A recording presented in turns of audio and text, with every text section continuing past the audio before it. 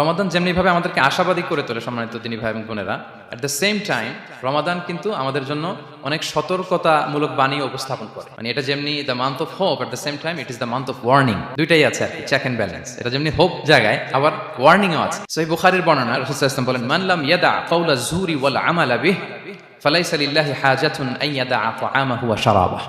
রোজা রেখে যে ব্যক্তি মিথ্যা কথা, মিথ্যা কাজ মানে পাপ কাজ, অন্যায় কাজ ছাড়তে পারলো না, তার না খেয়ে থাকা, না পান করে থাকাতে আল্লাহর কিছু যায় আসে না। তার ওই রোজার আল্লাহর কোনো প্রয়োজন নাই। এটা জাস্ট উপোস, এটা জাস্ট অনাহার, জাস্ট আমি পানি খাইনি, আমি খাবার দাবার গ্রহণ করিনি, দ্যাটস ইট, এতটুকুই। এতে আল্লাহর কিছু যায় আসে না।